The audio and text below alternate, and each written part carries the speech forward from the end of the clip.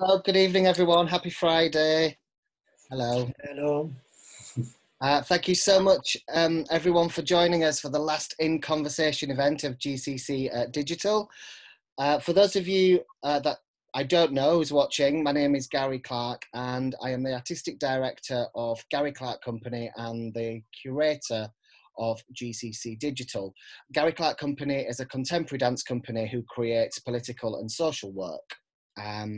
And GCC Digital is an opportunity for us as a company to deliver different content during lockdown. You know, we've all been facing quite a tough time, and as a company we wanted to put together a programme of activity that the public could engage with. We're a touring dance company whose activity was cut short because of COVID. So this is our attempt at reconnecting with our audiences and communities. So welcome to this In Conversation. Before I kick off and introduce the brilliant test department, I'm just going to hand over to Freya, who works for Hans de Kretzer Associates in London and deals with our digital platforms. She's just going to go through some housekeeping and some basic information before we get started. Freya. Thanks, Gary. So thanks everyone for joining this evening, and it's really nice to have you all here. So just a couple of points. If you could all just make sure you're muted so you don't have any sound interference during the In Conversation. If you guys have any questions, then please do use the chat box, and I'll be looking at all of them and then posing them to Gary and Graham and Paul when we take breaks in the conversation. So just pop any questions you have in there and I'll be able to pass them on. We are also streaming this on Facebook Live, so just wanted to let you all know about that, and we're also recording it, so we'll go onto YouTube in the next few days. So if you want to catch up or rewatch, then it will be on YouTube too. But that's kind of everything. If you have any technical problems, just pop them in the chat box and I'll be looking at that. But yeah, have a lovely evening, and I'm going to step away now. Right, thank you, Freya. So yes, we do encourage you to ask questions as we're going along, because there's a lot to talk about tonight. And I've been really good. I've got a massive big document here, but we're not going to get through all of that this evening because time is tight. But without further ado, I want to introduce the legendary test department. I'm going to do an introduction. Test department's formation in 1981 in the decaying docklands of South London was an urgent reaction to the materialistic drift and reactionary conservatism of the prevailing musical and political culture.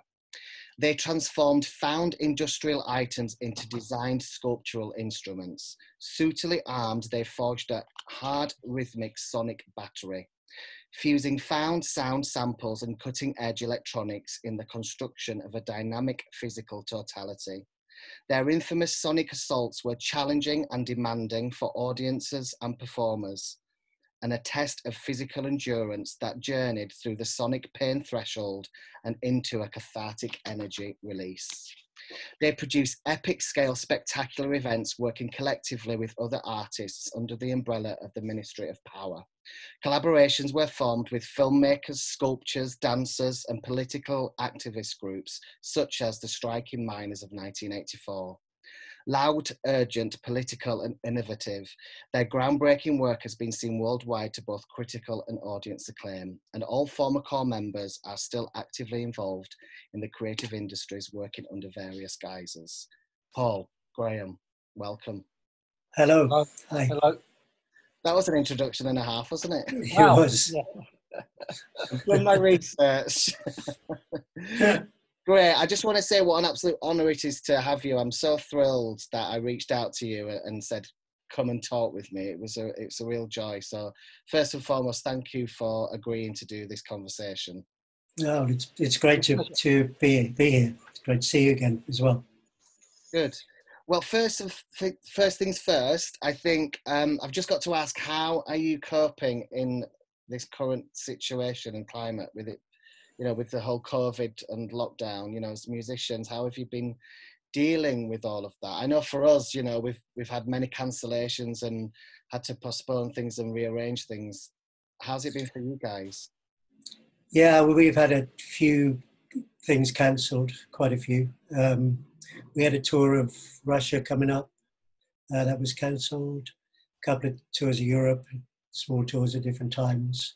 And we were supposed to be play Glastonbury for the first time, and that didn't happen either. So, yeah, quite a few things, as well as there was an ongoing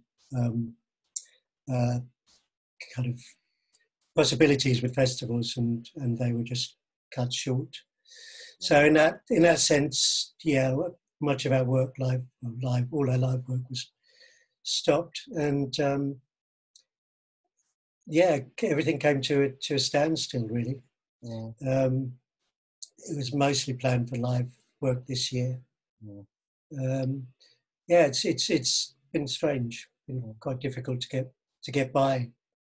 Have you managed to create anything in a studio or at home, or have you managed to collaborate in any way? A few things, but I've found it quite hard to focus, to get creative, especially at the beginning of lockdown. I found other bits and pieces of work, so that's helped me out, and had various help from people close by as well. But it's been tough. Creatively, I've found it very draining, and really quite hard to focus, to keep. It was a very strange time, strange elastic time where days would stretch out or they'd just disappear, weeks would disappear. And it was very strange. Yeah.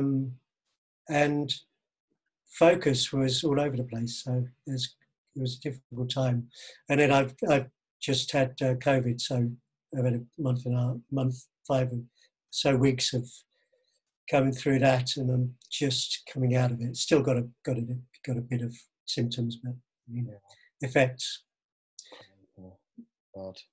Yeah, I think a lot of people, of our group, our collective kind of group, people have found other work, and they've had to do other work to pay their bills, and so therefore, all coming together to be creative. Like you think, we had a lot of space and time, it'll be great, we could make a new album, blah blah blah.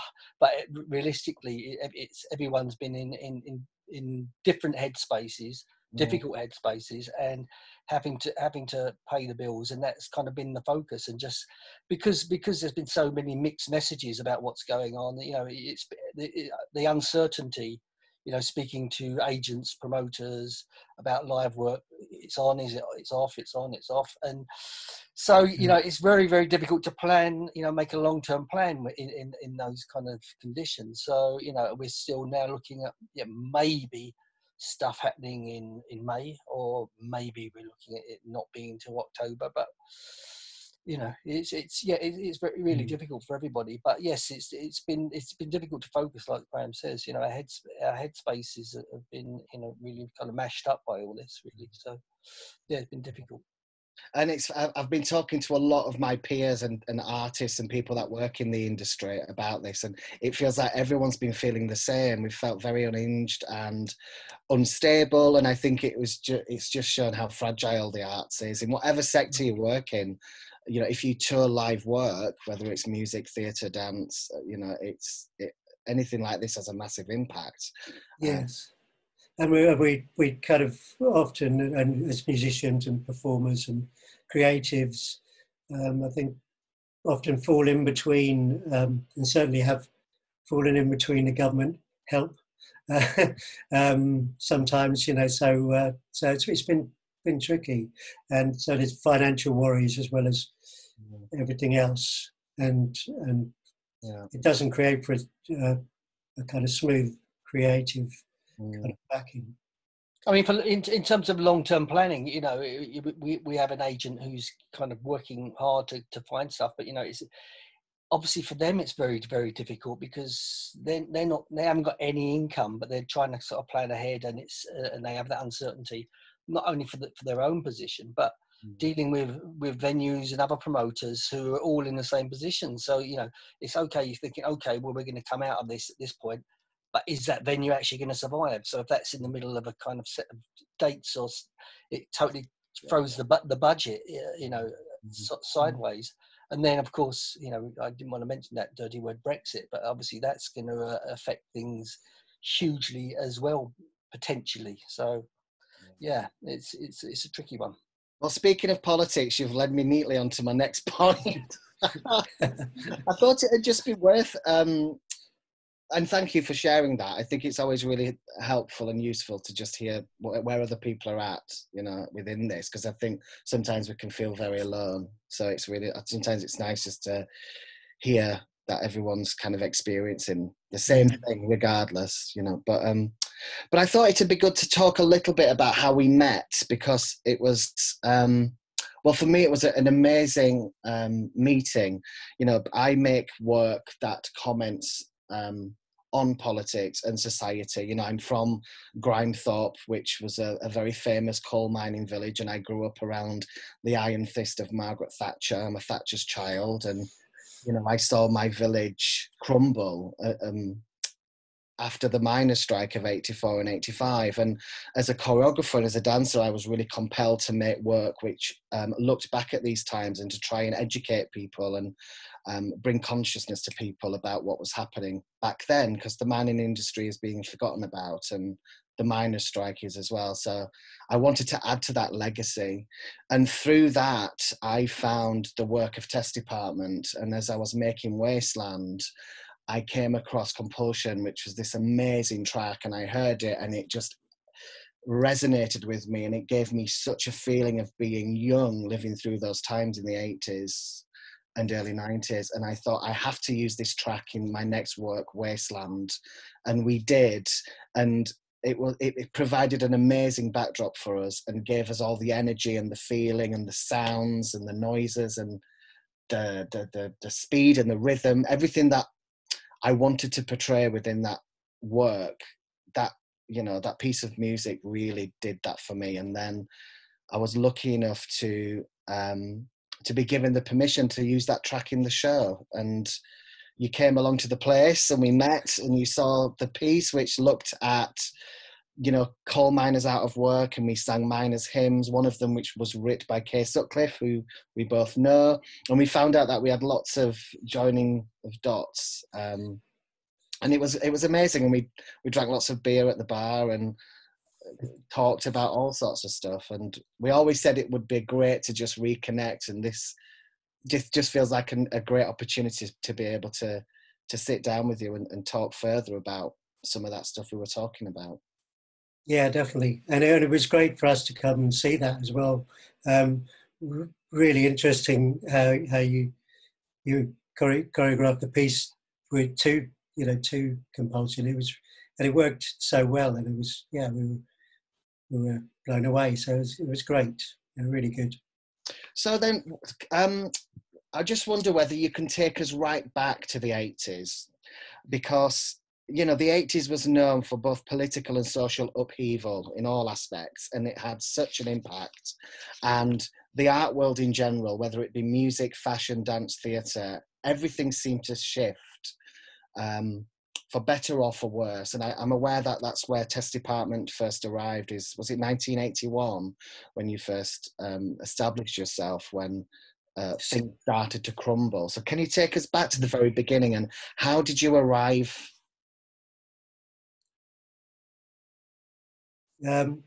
Well, we came out of the punk era, so we were kind of punks, and we had this punk attitude, this idea of something that was going to change music, is this old idea of get rid of the past and bring in the new, and, you know, change the world.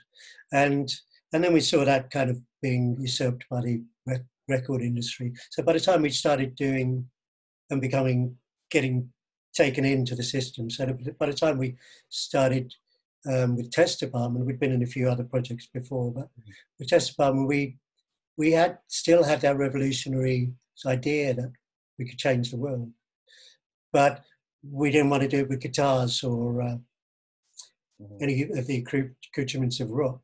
So we wanted to split with that, and we did that and we were broke and living in New Cross in the Docklands in South London, and all around us was a wasteland, actually, as your piece was called. It was falling down factories, abandoned docks, miles and miles of just wasteland, detritus everywhere. And we took our instruments from that wasteland. And so we started using the metals, for percussion instruments. We found bits and pieces here and there. We had an old bugle. And we just literally use a tape recorder to record found sounds, record atmospheres, record things. And we made them into backing tapes with tape loops and all sorts of things. But it was all taken from our environment. And our environment was the Thatcher's kind of transformation of the society was beginning. She was a decimation of the manufacturing and traditional industries was starting then, and that was all around us in a different way. London was not the land of glass towers you see now. Where all those glass towers was generally abandoned ground. Some of it even from back in the war. So there was a lot of space. There was a lot of empty buildings, and that led us. I mean, we started off with a political bent, but it was very. We talked about propaganda and techniques of that and different things. But a miners' strike came along, and that really focused and a lot of the people on the left in the country, our political kind of gaze, our political intent. We got in. We decided to do a benefit. Our sound guy at the time, Jack Fortune, who said, "Let's do a benefit in Deptford for the miners." And our sound guy had said, "I've always loved Welsh choirs. It would be great to have a Welsh striking miners' choir." And so we inquired in South Wales through the Labour Party groups there, and there were no striking miners' choirs because the choirs there were made up of all the society. So there was miners and there was judges and police as well. So they were opposite sides of. So so at the time,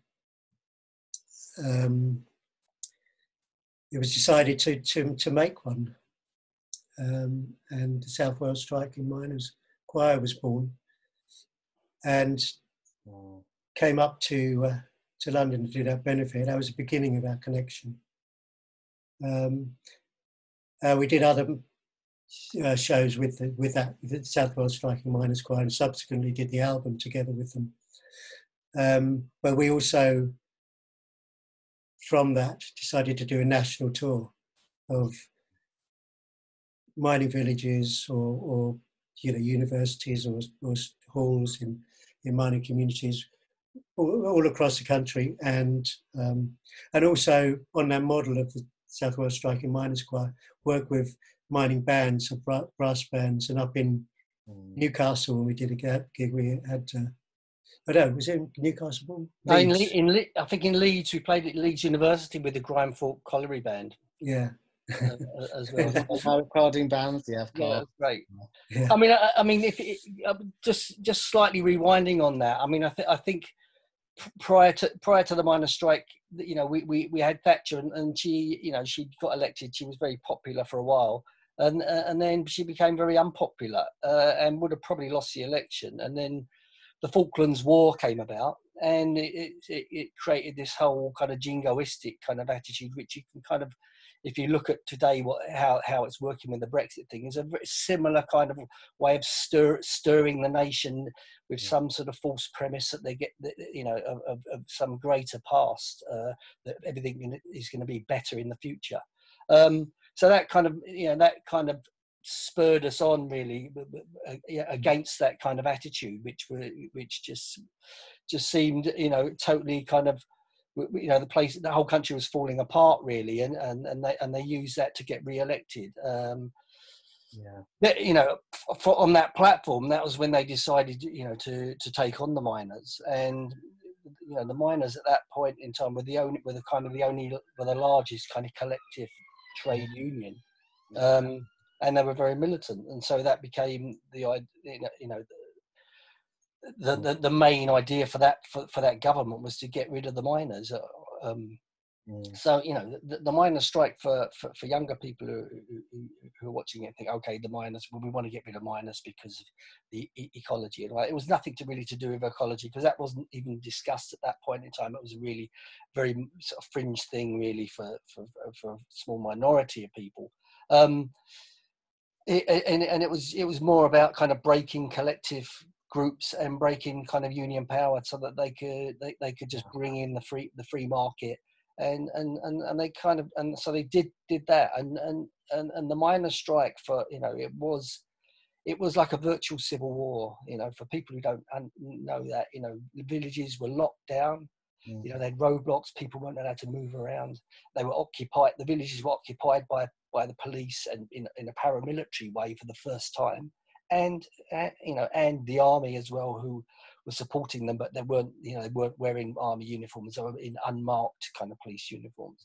So it was a really heavy time, and you had to kind of make a decision whose side you're on, and so that kind of really politicized us. And then meeting people from those communities, it kind of, you know, we really kind of built some really strong relationships.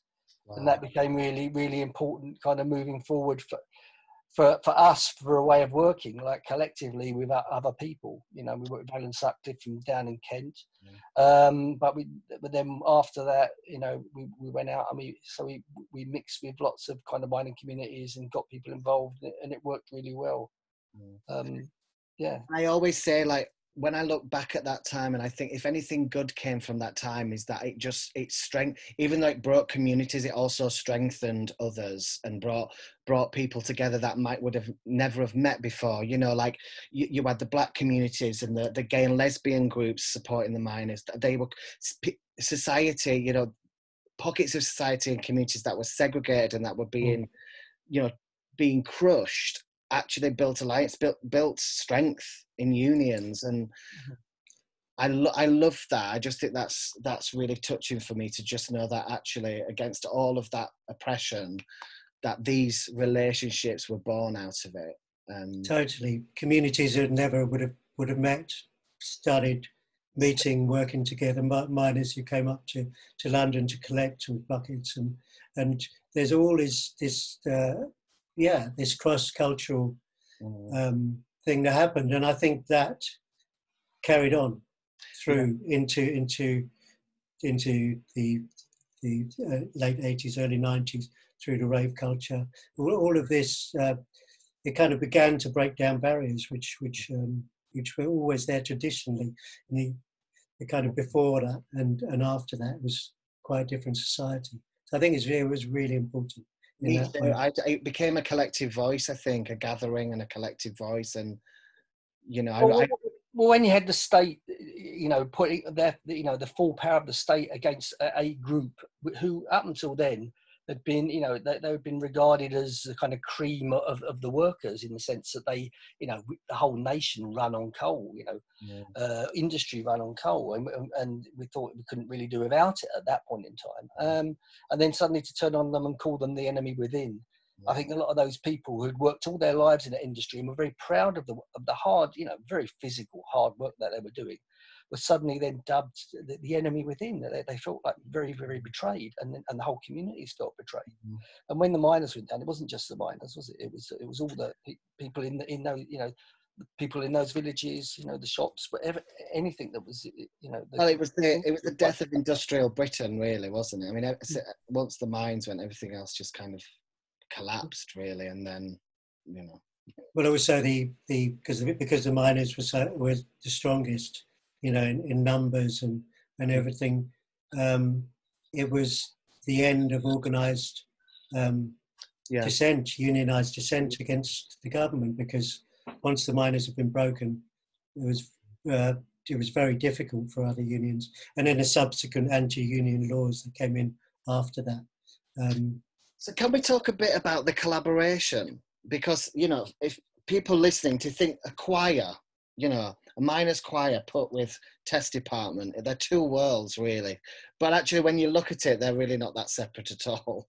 But in terms of when you look at it, I mean, what was that like, you know, the collaboration with these miners who might have never have heard music like this before? You know, what was that? There's some really kind of odd, funny anecdotes around that time, because when they came up to the Albany in Deptford, a lot of those guys had never been out of South Wales. They'd never been, you know, certainly not been to London. They had no idea of it, and suddenly coming to the Albany, and it was totally packed out, and it was such a mixed audience of like local activists, punks, kind of just, you know, everybody was there, and, you know, supporting it, and they were kind of quite freaked out by it when they first came in, and they were quite freaked out by us as well, because it's like, wow, what are these guys doing? But then once they saw us playing, and they kind of understood actually what we were doing was very, very physical work, and they could relate to that, because that's what they were doing themselves, you know. So that the whole physical aspect was a kind of connector, really. Nice. But there was also quite funny stories, because we imagine, we think of miners, we think of you know, they work in filthy conditions. They you know, they're covered in shit, and they come up to London, and they were kind of staying in kind of like getting put up in squats in Deptford and that. Thinking, oh, you know, yeah. They just found the culture. It was a real culture shock for them. But, you know, to be fair, they really embraced it, and it kind of built up after that. Yeah, and I think what I found with the work that we do as a company is the minute you start to build those relationships with those communities and those miners, and they realize that you're trying to add to their legacy and you're trying to strengthen their message, then they become friends for life.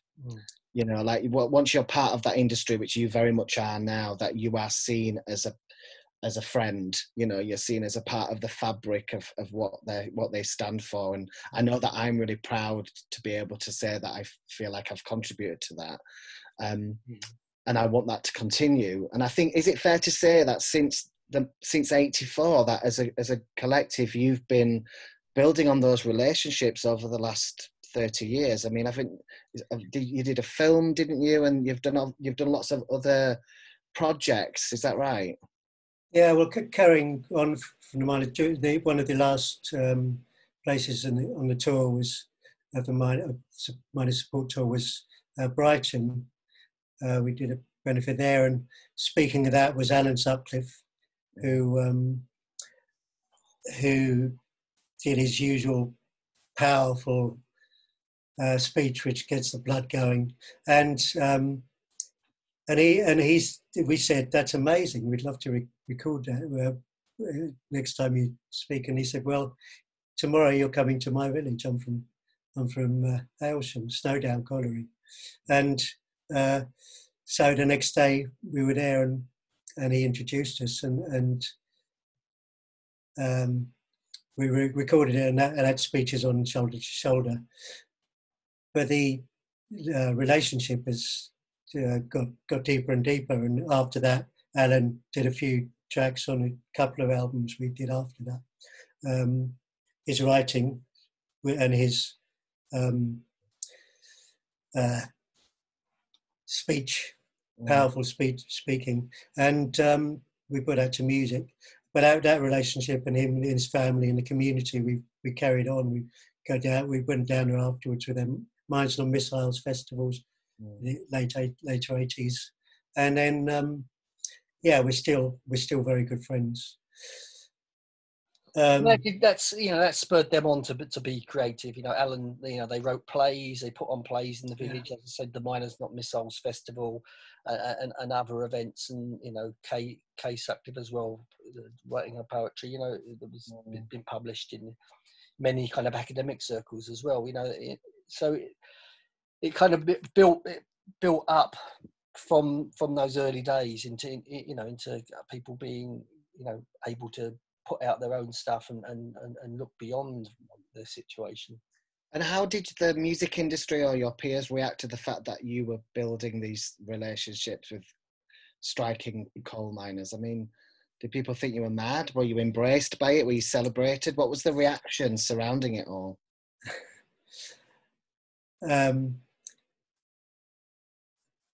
People were quite nonplussed by the album with the Striking Miners Choir. It's listening to back as a piece of history, it kind of makes total sense now. But at the time, we were just done this really heavy kind of industrial sort of album, and then we did that, and people were quite confused. I think early fans were, but no, people. But also the sentiment. A lot of people bought it because it was a benefit album. And, yeah, and so somehow the message feels different. I don't know. Just it like the record company weren't too happy at the time. Obviously, we had to deal with Some Bazaar, and they used to go through, negotiate deals with major companies, and we were a phonogram up until just before that, and then somebody said, "Oh, we want to just put out a benefit record for the miners," and they were like, "Well, they didn't really get it." And it was probably the beginning of the end of that relationship. So but they did go for it though. They put it out, but in terms of their commercial plan, whatever they might have had, it kind of, I think that shifted dramatically after that. But that feels like a really good example of really holding on to what you believe in and standing by your work and why you're doing it in the first place. Like, I really commend that kind of level of commitment to delivering something that you believe in, and that you're not just going to be swayed by money or prospect or fame or that actually the message was much stronger and deeper, I think. I think ever since the miners' strike, it's been ingrained in our blood. It's Mm-hmm. The miners' strike it was, as Paul says, a civil war, but it was also the last stand against Thatcherism and against the neoliberalism, which has gone kind of over a 30-year arc to what we're seeing now, which is chaos in the end of it, the end of that neoliberal idea, and kind of what we, are looking for is a new future, which is different from that, and especially with climate change and everything, and kind of Black Lives Matter, all these pressing issues which are here and need to be brought to the fore. And we need to build society on what those issues are talking about.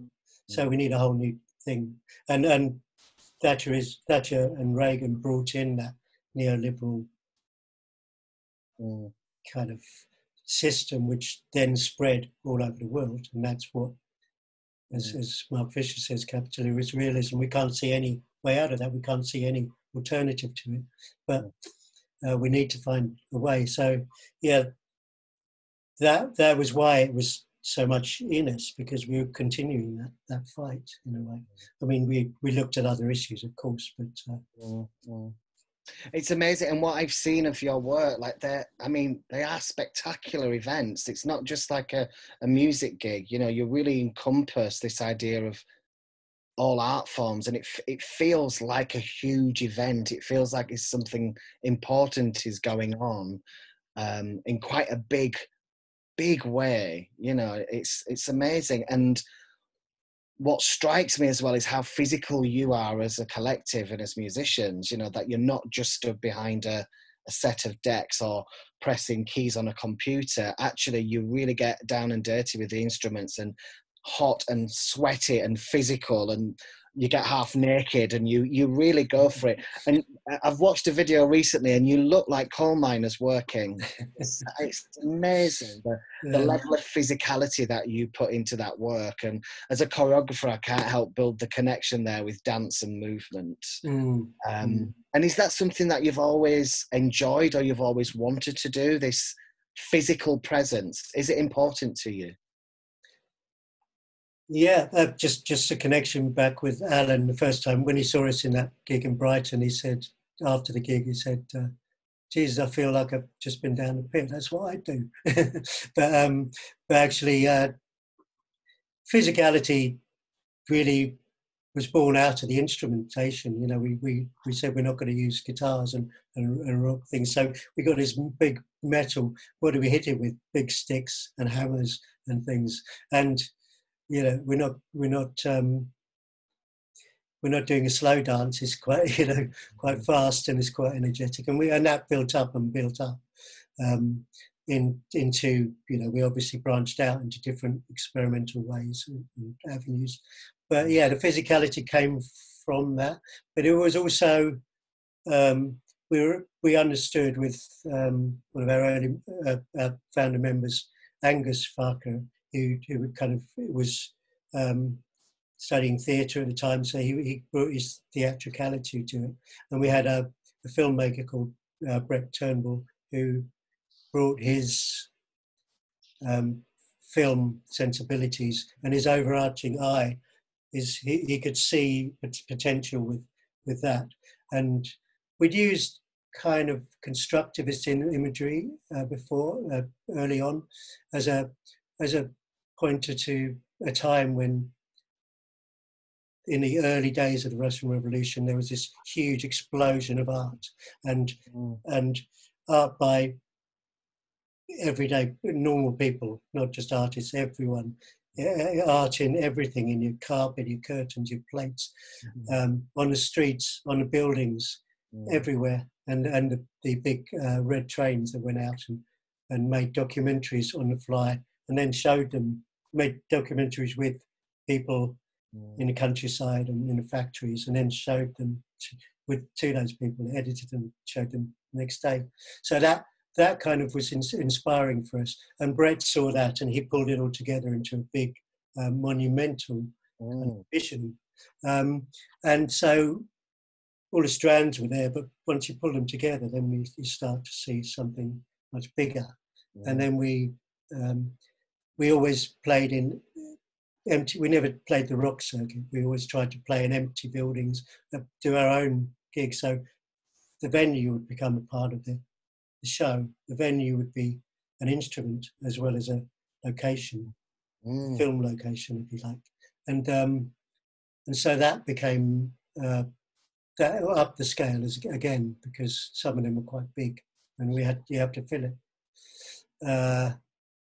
And then around 86, we formed a Ministry of Power, which was an umbrella organisation for doing those big shows, but pulling in artists from every different genre, artists, writers, sculptors, filmmakers, political speakers, all sorts.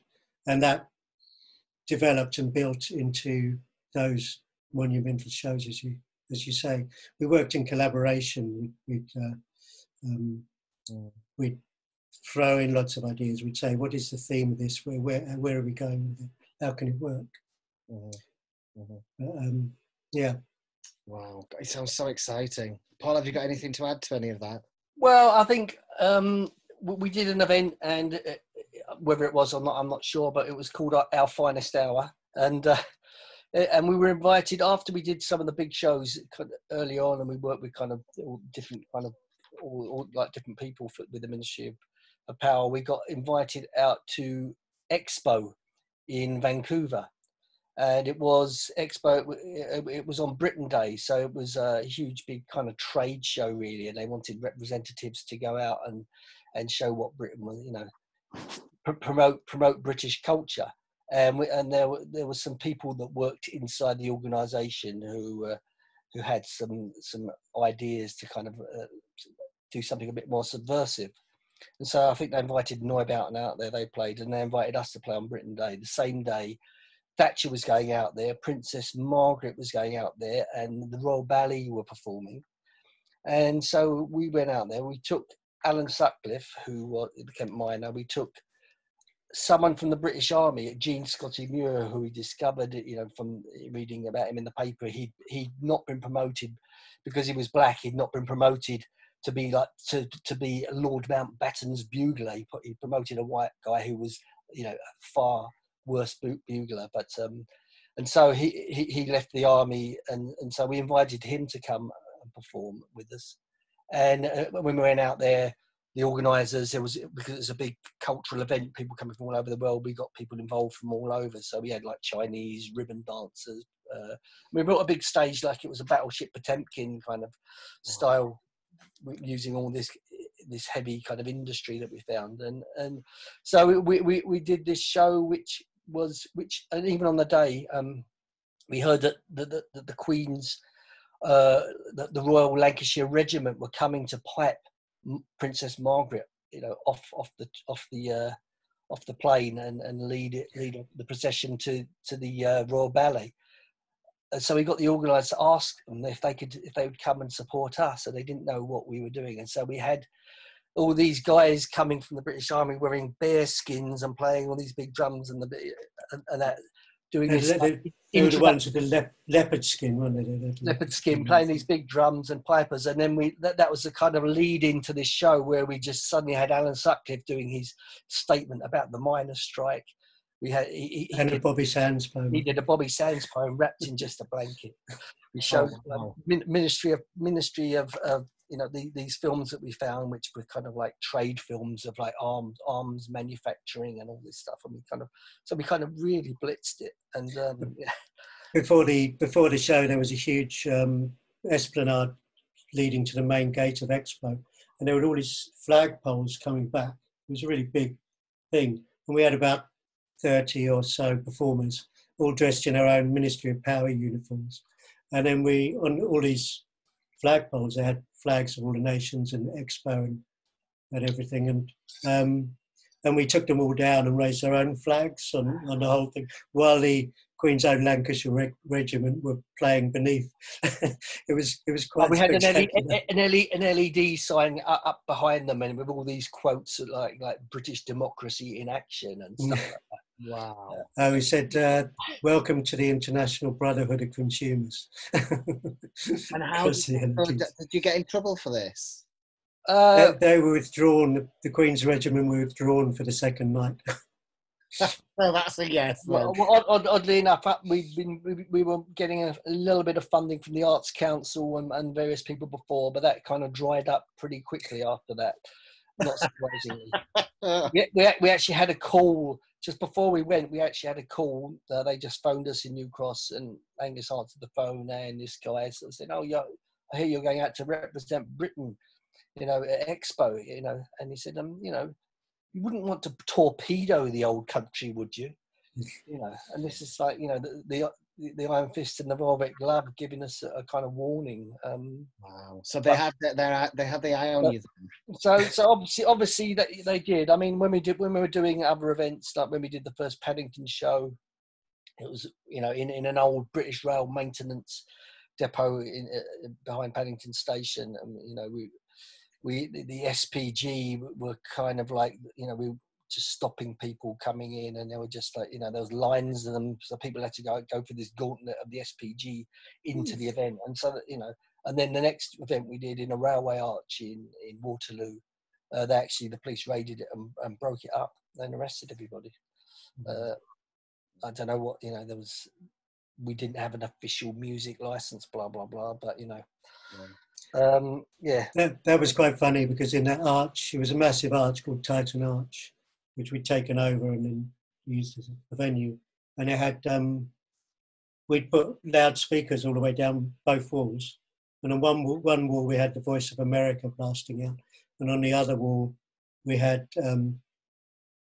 Radio Moscow. Wow. Blasting out. And then the police came in with one little small megaphone and said, "This is great. Could everyone stand where you are?" And no one could hear him. Well, the ones that could thought he was part of the show. But they eventually came in and took everyone apart and got everyone's names. Yeah. I think that was the first time I'd seen kettling. They just kind of like surrounded, and they just sectioned everyone off and basically nicked everybody who was in the venue.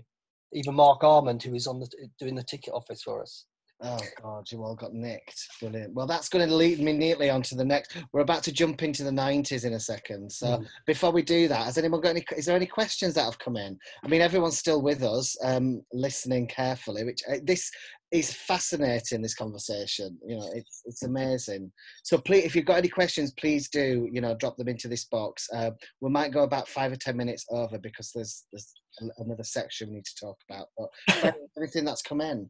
Yeah, so we have had a question from Tiffany, and she has asked, what drives your work/creative process? Is it driven by politics or socio-economic triggers? So you kind of spoke about that quite a lot, but yeah, I suppose. Yeah, well, it's both. I mean,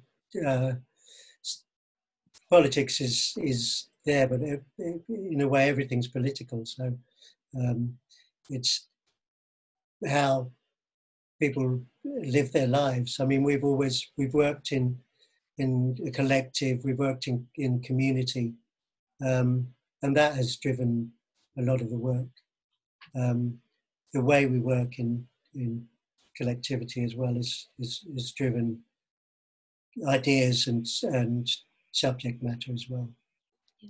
Yeah, I mean, I think back, you know, back in the early 80s, like when, you know, just to rewind about the miners thing, around about that time under Thatcher, you know, there was a, you know, a great deal of political kind of musical work going on. There was the Red Wedge, which was Billy Bragg, and then you got Paul Weller and all those people involved, and that for me that was kind of directly political.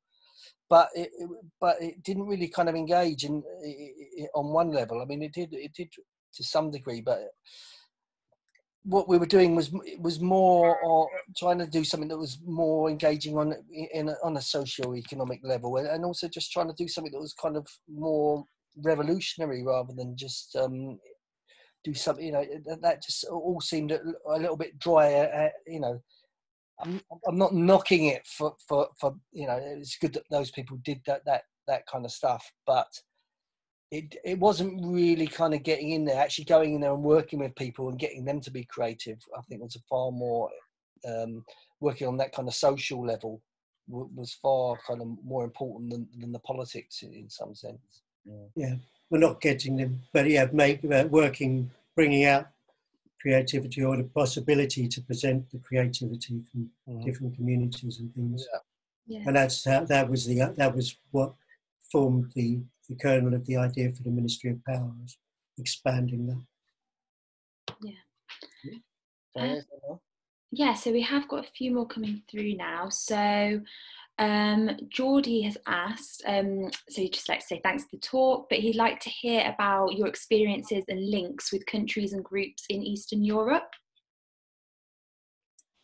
Well, we made one of the largest tours of any band at a time behind the Iron Curtain. Spent about 10 weeks touring around, all pretty much self-organised, so not for official channels. We toured and we had crashes. We had encounters with East German police, the Soviet bloc, a Russian armoured division passed about 30 yards in front of us at one point. It took about an hour and a half for them all to pass by in the middle of the night as we came into Poland. But yeah, I mean, it was very strange. We were kicked out of Czechoslovakia, as it was at the time, because we tried to play 3 illegal gigs. And that was so we had 24 hours to leave the country, escorted over the border by Kalashnikov. So there's a lot to say about that, but it's I mean, my father was Polish, so for me it was important to go to kind of Eastern Europe and try and break down some of those barriers where politicians fear to tread, or at least visibly during those times. Having said that, Thatcher was kind of doing deals with kind of the communist authorities in Poland to bring in cheap coal after they broke the miners' strike. So, you know, that they were talking, but you know, they weren't actually talking in public. And so it's important for us to break down those barriers. And I think, but one of the most interesting things I think was going to places and seeing them kind of how people operated under kind of an authoritarian regime. And, you know, there was very big differences between, say, Poland or East Germany, Hungary, Czechoslovakia. You know, they were all very, very different, and had different kind of levels of liberalism or how they operated and what was possible.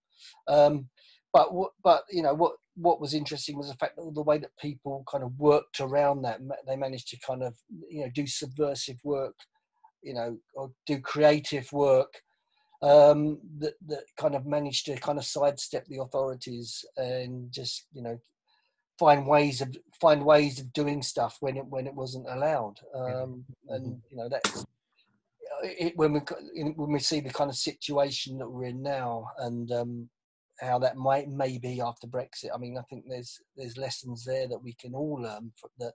You know, you have to work in adversity, and you know, it is possible to do stuff, however extreme the situation is. But you know, you can still find ways, and you can use that situation yourself to make work, or make, and use that as a kind of spur to make your work. Amazing. Freya, do we have one more? I mean, there's loads coming in now. There's a lot coming through, but I can... time for all of them, but maybe one more. Then I just can talk a little bit then about the 90s, and then no. So I'll pick one more. So, do you have any projects or ideas you've not had the chance to realise or explore yet? What would you love to do next, given the chance? Good question.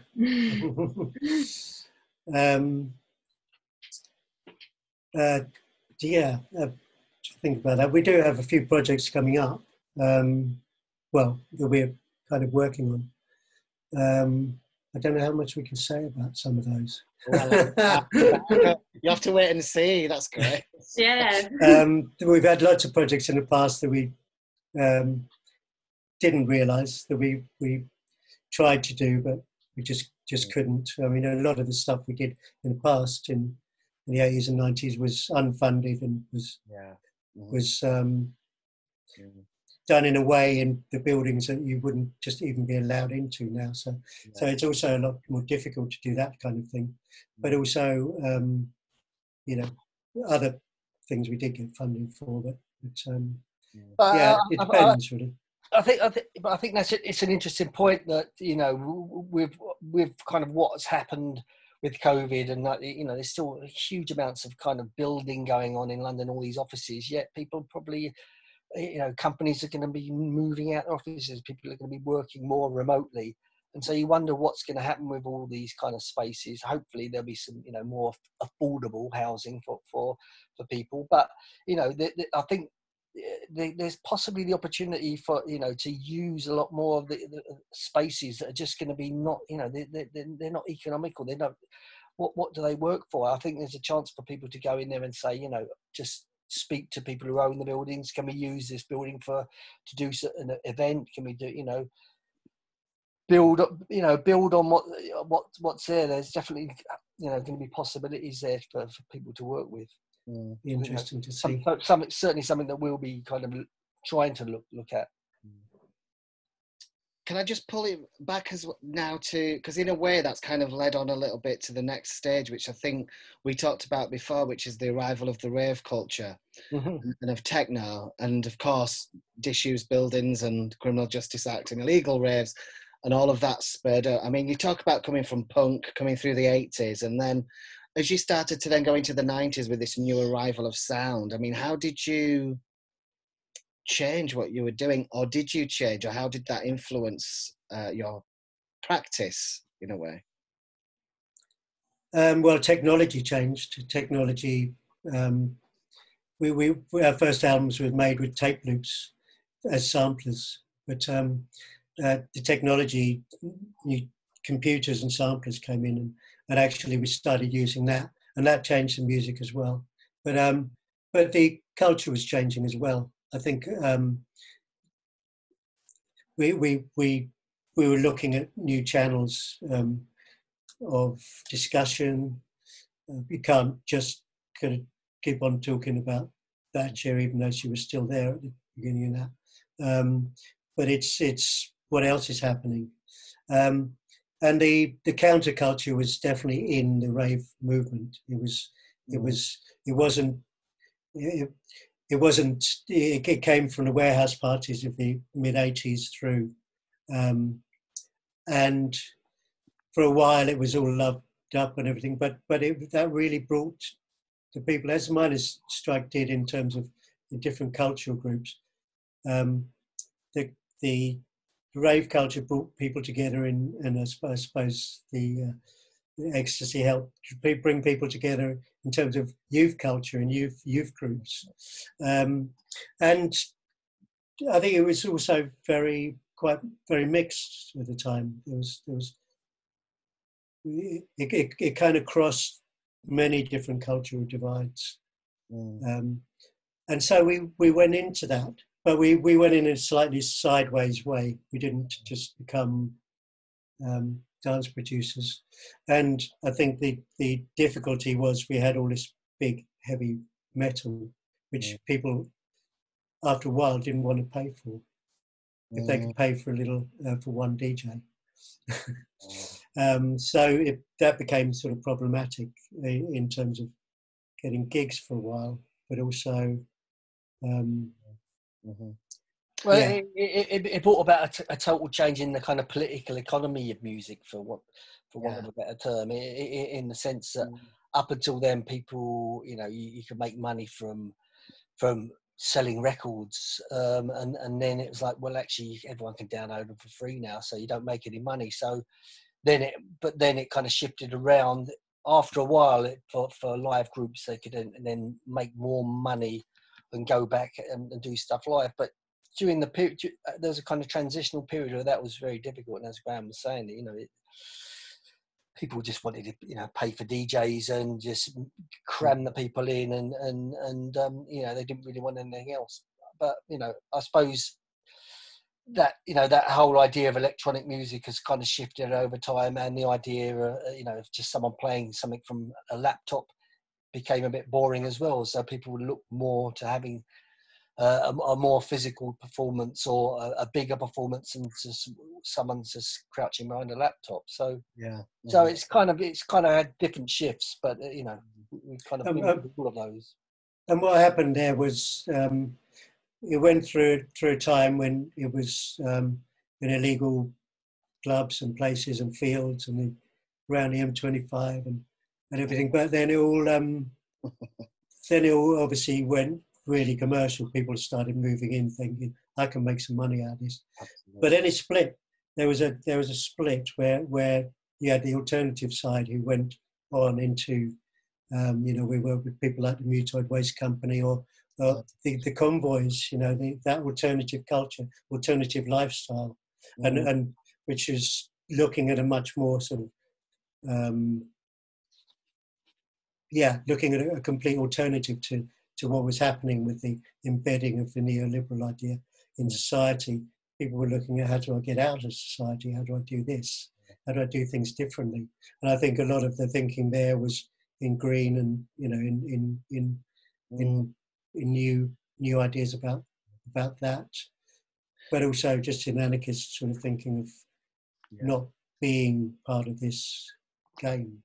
So it split, and we were more on the kind of outside. On the left side. We can't talk about the rave culture without talking about the Criminal Justice Act, which featured in Wasteland and was a big part of it, and it caused an uproar amongst the dance communities in the 90s around the country. How did you, as Testy Parent, how did you stand within that? Did it kind of spur you on? Were you energized by the passing of that bill? Did it give you something else to talk about and create about? Yeah, definitely. Well, we did some. We'd come out of the poll tax sort of argument. It was around the 1990, and then into the Criminal Justice Act, which was fundamental. it actually built on laws brought in after the miners' strike to stop people from moving around, stop people from gathering in large groups, and it just doubled down on them. You know, anyway, you can't have a large group if there's like more than 4 beats together in a repetitive way. Which is so ironic, because that's what they earn millions of pounds from now, isn't it? This is what. Well, the idea that a government would bring in legislation that makes making music with repetitive beats kind of illegal, or performing that in public, it just seems absolutely mental now. But it also shows that they thought that was a threat to society. Well, yeah, exactly. It's they just can't handle the idea that the people are being autonomous and they can't control it to a large degree, really. Yeah, and that communities of people are coming together without it being orchestrated by the government. You know, that actually it's the communities that are doing that, and I think the government have been renowned for seeing that and trying to shut that down. The miners are a really good example of that. You know, they're strengthening numbers, and I think the rave culture was growing at a rapid pace, and I think they had to break it down pretty quickly. Yeah, definitely. I mean, I think they thought it was a threat. It was, you know, it was the most fundamental shift in kind of music culture or you know, youth culture, whatever, creative culture. It incorporated kind of all arts from all different genres, all different types of artists, and it brought people together, and they were really worried about that. But also economically, I mean, there was a kind of huge black economy was kind of building up, and you know, you can't really let that happen. And you know, they wanted to get in there and tax it. So in the end, you know, they let it become, you know, big events, commercial events, and then you know, they got more control over that, and then they can tax it. We're just about to talk about that. Yeah. We've just had a brilliant question come in from Mark Cohen, who I think this feeds in really nicely, and it's something I did want to talk about to finish off the conversation, which is, do you still feel driven to create politically motivated work? And do you feel an element of fatigue in feeling it's necessary? Yeah, I mean, definitely. I mean, so we stopped for quite a few years, stopped making music. And we made a return doing some smaller kind of improvised shows, but also we got funding to do an installation. So that was our return, was not actually a live gig, but an installation, which was a big film installation on the river, on the Tyne, for the AV Festival. And it was in 2014, which is the 30th anniversary of the miners' strike. So we chose that as a subject because we actually, on that tour for the mining support tour, we got a lot of film that had never been seen, and we thought we should mark that moment because it is the end of this curve of the neoliberal thing. That was the beginning, and this is kind of the end. So we thought we should mark that and also say why the miners' strike was so important, because it was being forgotten, and obviously with the kind of idea of climate change and everything, it was being pushed to a different agenda.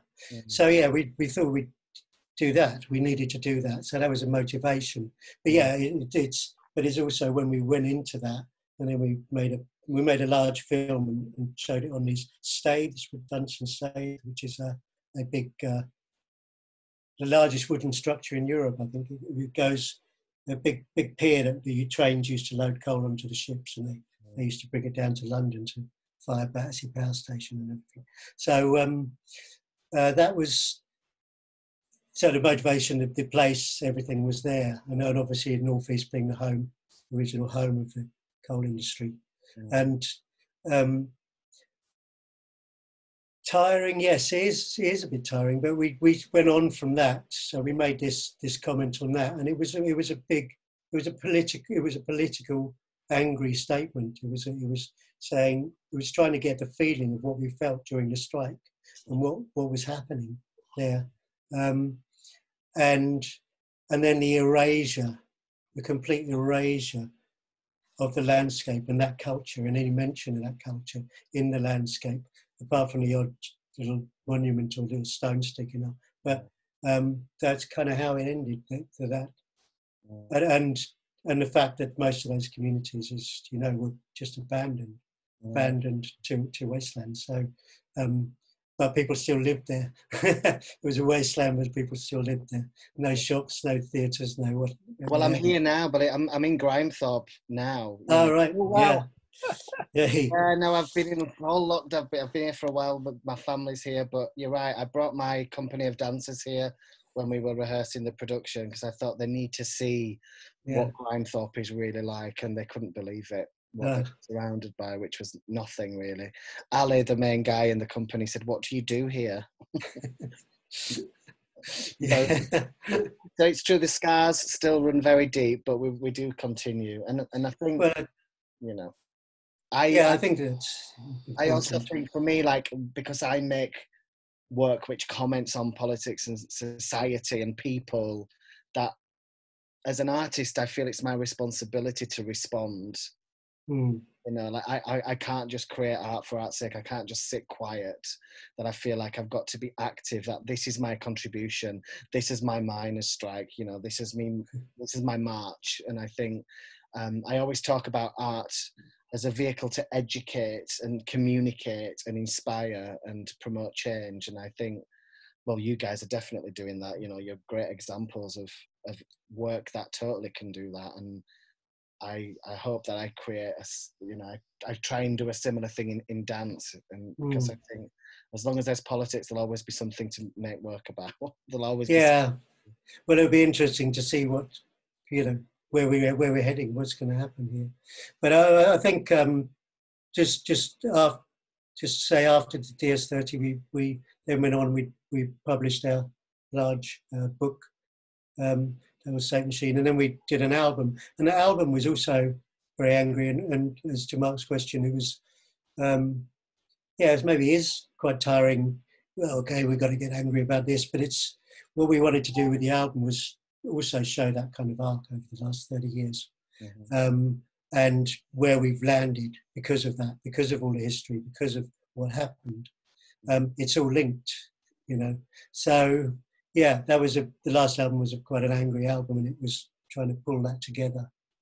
But moving forward, as you say, there'll always be change, and I think we'll try and do something different in the future, because you got to change. You know? It's 1941, so we're going to wrap up. You see, it just goes on. It could go on forever, but we've got to put a stop to it somewhere. Freya, we're going to close that there if you want to come back on, but I just want to say a massive thank you on behalf of myself personally and Gary Clarke Company for joining us this evening. I'm really sorry if we didn't get a chance to answer your questions, but looking at all of the questions, I think it's pretty much all the stuff we've been talking about. So good. It's been a total pleasure, guys, and let's keep in touch. It'd be amazing to meet up again and do something together, or chat, or just have a beer. But most definitely, that'd be lovely. Yeah, really good, and thanks for asking us on. It's been a pleasure to come on. Yeah, thank you. And hopefully, things will be up and running again soon, and all the creatives out there will be able to start living and producing, you know, in the way that they should be. Yeah, fingers crossed, eh?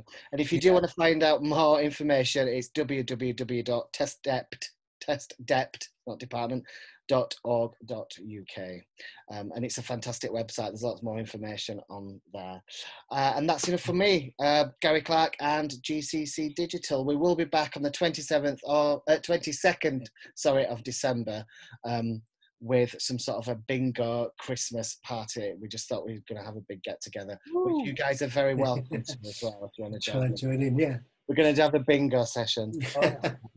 But that's it. That's enough from us. Thank you very much. Have a lovely Friday evening, and we will catch up with you very, very soon. once again, thank you two, Paul and Graham from Test Department. Thank you, Gary, and thank you, Freya, as well. Thank you. Thanks a lot. Thank you to everyone.